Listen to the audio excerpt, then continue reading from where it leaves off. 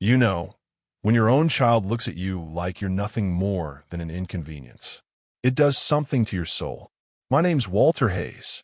I'm 71 years old, and I've spent most of my life believing that hard work, decency, and quiet persistence could hold a family together. But as I stood on that dusty road, watching my daughter drive away in her shiny black car, I realized life doesn't always reward those values the way we hope. It was supposed to be a proud day. My daughter, Rachel, had graduated from Harvard Business School, no less. The same girl who used to curl up in my lap, asking me to explain how the world worked, had turned into this elegant, sharp, confident woman. She was engaged to some Wall Street hotshot named Daniel Preston. His family came from old money, East Coast type, the kind that thinks they own half the country. When Rachel invited me to a family dinner to meet them, I thought, finally, after years of watching her chase degrees and status, maybe we could just be father and daughter again. I ironed my one good shirt, shined my old boots, and even pulled out the watch her mother gave me before she passed. I want to look like someone Rachel could be proud of. But pride, that's a dangerous thing. The dinner was held at some mansion on the outskirts of Boston. When I pulled up, valet took one look at my old Ford pickup and gave me that polite, rehearsed smile that said, "You don't belong here." I brushed it off. I'd been looked down on before. But when I saw Rachel, my heart actually skipped. She looked stunning in that cream-colored dress, her hair pinned just so. She gave me a quick hug, stiff but polite, then immediately introduced me to Daniel's parents.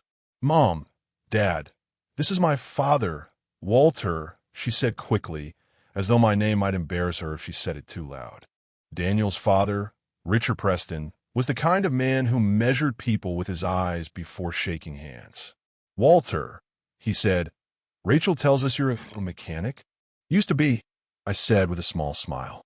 "Owned a little shop for 30 years before retiring." "Ah," he nodded, looking past me. "That's admirable. Admirable." That word stung worse than any insult. It was the kind of word rich folks use when they want to sound respectful without meaning it. Dinner was served in a dining room bigger than my entire house. Every piece of silverware looked like it cost more than my monthly pension. Still, I tried to keep up, cracked a few jokes, told a few light-hearted stories about Rachel as a kid. Everyone laughed politely, except for Rachel. She kept glancing at me, like every word out of my mouth was a threat to her reputation. When dessert came around, Daniel's mother started talking about philanthropy, donations, endowments, the kind of things people brag about when they've got too much money. She turned to me and said, "So, Walter, what kind of charitable work have you done?" I smiled. "Well, I used to fix cars for single moms in our town for free. Guess you could call that charity, though I mostly just called it being neighborly." There was silence. Then Daniel chuckled under his breath. Rachel's hand tightened around her wine glass. "Dad," she said, smiling too wide, "they're talking about major philanthropy, foundations, funding drives, big picture stuff." I felt my ears burn. Right, big picture. My mistake. From that moment, I knew I was no longer Walter Hayes, proud father of a Harvard graduate. I was the embarrassment in the room. When dinner ended, Rachel pulled me aside. "Dad," she whispered sharply, "please, can you not tell those old stories tonight? They don't get it, okay? I've worked really hard to be part of this world." I looked at her, and for a moment, I didn't recognize the woman standing in front of me. "You've worked hard to be part of their world," I said softly, "but don't forget who taught you how to live in this one." She rolled her eyes. "Please, not tonight." We rode back in silence. Daniel was driving. Rachel sat in the passenger seat, and I sat in the back, watching the reflection of their faces in the mirror. They looked like strangers to me. After a while, I leaned forward and said, "You know, Rachel, your mother would have been so proud of you." She didn't even turn around, just muttered, "Let's not bring Mom into this." My throat tightened. I leaned back, stayed quiet, but then Daniel said something that still rings in my ears. He laughed and said, "Babe, it's sweet how your dad tries. Reminds me of those small-town folks who still think hard work matters." Rachel giggled, not a nervous giggle, a real, genuine one. That's when something in me broke. "I suppose," I said quietly, "it's better than those who think money makes them better people." Daniel's eyes met mine in the rearview mirror, cold and smug. What's that supposed to mean? Exactly what it sounds like, I said. I may not have your kind of money, son, but I know how to build something with my hands and sleep with a clear conscience. Rachel turned around, furious. Dad, enough. You're embarrassing me. The car jerked to a stop. We were on a quiet dirt road that led to the main highway. Rachel turned to Daniel and said, "Just pull over, please." He did. I thought maybe she wanted to switch seats or cool down. But instead, she opened my door. "Dad," she said, her voice shaking, "maybe it's best if you take a walk. We'll talk later." I blinked. "You're kidding, right?" She didn't answer. Daniel leaned over, smirking. "There's a bus stop about 2 miles that way. Shouldn't be hard to find, sir." I didn't tell anyone what happened that night. Not my neighbors, not the boys at the diner, not even the pastor who sometimes dropped by to check on me. What would I even say? That my Harvard-educated daughter left me on a dirt road like I was some stranger? No, that kind of pain you keep to yourself. You bury it deep until the world stops spinning so fast. But that night changed something inside me. It didn't make me bitter. It made me quiet. And in that quiet, I started to think. You see, most people in my small town thought I was just an old retired mechanic with a bad knee and too much time on his hands. And I let them think that. But the truth was, after my wife died, I sold my auto shop. Didn't make much at first, but I invested what I had carefully, patiently. A friend of mine, a former client, taught me about long-term investments in real estate. I didn't live fancy, didn't buy new cars or travel much. But slowly, quietly, the numbers grew. By the time Rachel got into Harvard, I had already built something real, an investment portfolio worth just over $18 million. But I never told her, because I wanted her to build her own life, to value work over wealth, to remember where she came from. Turns out, she remembered. She just didn't respect it. A week after that dinner, I got a short text from Rachel. "Dad, I'm sorry things got awkward. Let's talk soon." That soon never came. Months passed. I saw her life online. Fancy events, luxury trips, a shiny new apartment overlooking the city skyline. And in every photo, that same smile, beautiful, polished, empty. Then one morning, I received an invitation in the mail. An elegant envelope, embossed in gold. Rachel and Daniel, engagement celebration. I turned it over my hands, half smiling. She hadn't called, but she still sent me an invite. Maybe that meant something. Maybe she'd change her mind. So I bought a new tie, rented a decent car this time, and drove the 3 hours to Boston.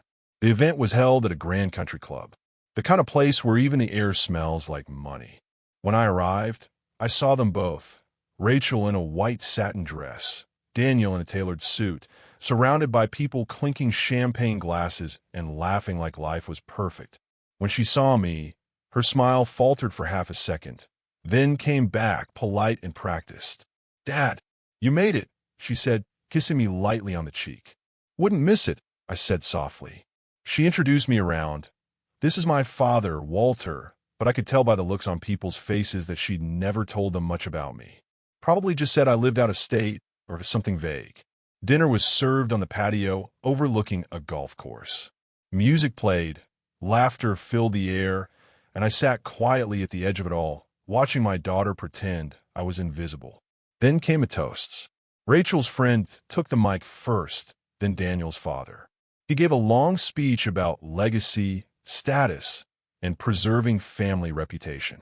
When he said, "We're thrilled to welcome Rachel into a family of distinction," people clapped like he delivered gospel. Then Daniel grabbed the mic and said, "And let's not forget the wonderful parents who raised us. Without them, none of this would be possible." He turned to his parents with a proud smile, then looked right past me. Not a single word, not one mention. The room applauded, glasses clinked, and something inside me snapped. Not in anger, but in clarity. When they handed the mic around for family words, I stood up. Rachel's eyes widened. "Dad," she whispered, "please not now." But I smiled. "Just a few words," I said calmly. I cleared my throat and looked around the room.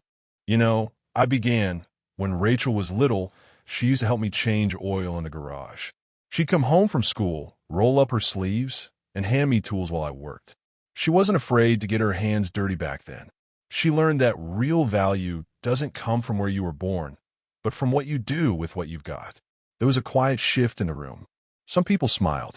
Others stared, confused. Rachel looked like she wanted to disappear. I took a slow breath. I just want to say, no matter how far you go, Rachel, you'll always be my little girl. And if you ever need a reminder of where you came from, my door's always open. I set the mic down and sat back. Polite applause followed. But Rachel's face, she looked furious. After the event, she pulled me aside near the parking lot. "Why did you have to say that?" she hissed. "Say what?" I asked. "That you're my daughter? You made it sound like I came from some run-down mechanics family. These people respect success, Dad, not nostalgia."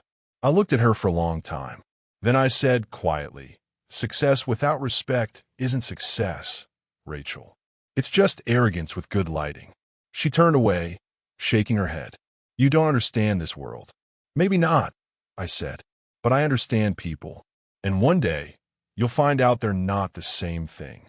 2 months later, I got another message from her, this time frantic. "Dad, I need your help. Please call me ASAP." I called immediately. Her voice was trembling. "Daniel's in trouble," she said. "His firm's under investigation. Everything's collapsing. His parents, the business, all of it.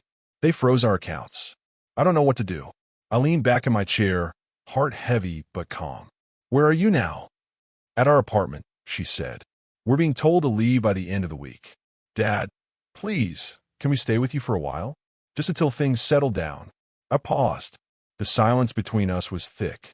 Then I said, "Of course, sweetheart. Come home." When they arrived, I saw a different version of Rachel. No makeup, eyes swollen from crying, pride cracked right down the middle. Daniel followed behind, dragging suitcases like the world owed him something. They stayed in my small guest room. For days, I watched them struggle. Rachel tried applying for jobs. Daniel sulked, snapping at her, calling people idiots on the phone. He wasn't built for humility. One evening, over dinner, he muttered, "I can't believe I'm eating off a wooden table in a house that smells like motor oil." Rachel glared at him. "Daniel, please." I smiled faintly. "Son, if the food bothers you, you're welcome to cook your own." He didn't respond, just rolled his eyes. That night, I heard them arguing in the guest room. Money, blame, regret. It was all unraveling. The next morning, I made pancakes the way I used to when Rachel was little. She came into the kitchen quietly. "Dad," she said, "I'm sorry." I looked at her, flipping the pancakes. "For what, honey?" "For that night. The road. For treating you like you were less than me." Her eyes filled with tears. You didn't deserve that." I nodded slowly. "No parent ever does. But I'm glad you finally see it." She wiped her cheeks. "I do. I really do." That afternoon, I asked them both to join me in the living room. I handed Rachel a folded set of documents. She looked confused. "What's this?" "It's the deed to the shop," I said. "The one I sold years ago. I bought it back. Thought you might want to turn it into something new. Maybe a consulting space, maybe a foundation, maybe redemption." Daniel frowned. "Wait, you bought it back? With what money?" I looked at him evenly. "Well, son, not that it's your business, but I've done all right over the years. Invested wisely. Built some things that lasted." Rachel stared at me. "Dad, how much is all right?" I smiled softly. "Enough that I don't need to measure my worth in someone else's approval." Her eyes widened as the realization sank in. All those years she'd thought I was just an old, small-town man scraping by. And the truth was, I'd quietly built more wealth than her entire in-law family combined. Daniel stammered, You never said anything." "Didn't have to," I said. "People show you who they are when they think you have nothing to offer." Silence filled the room. Rachel reached out, taking my hand. "Dad, I don't know what to say. Just promise me," I said softly, "you'll never forget who you were before the world told you who to be." She nodded, crying. "I won't. I swear." Weeks later, Rachel took over the shop and turned it into a small community startup hub, helping local entrepreneurs, single parents, and young mechanics learn business basics. She found purpose again. She found herself again. Daniel? Well, he didn't last. The pressure, the humility, the quiet life, it wasn't for him. He left one morning without saying goodbye. And honestly, that was for the best. Rachel stayed. She rebuilt. And every now and then, she'd bring me coffee in the mornings and say, "Dad, I finally get it." I'd smile, sip my coffee, and say, "Good. That's all I ever wanted." Sometimes, life has a cruel way of teaching lessons that words can't. You can tell your kids everything you know, warn them, guide them, but in the end, they'll only understand when life makes them listen. And when that day comes, the best thing you can do as a parent is be there. That's what love looks like. Not pride, not power, just presence. And as I sit here on my porch, watching the sun dip behind the hills, I think about that night on the dirt road. About how I thought I'd lost my daughter forever. Turns out, I just had to wait for her to find her way back. And she did.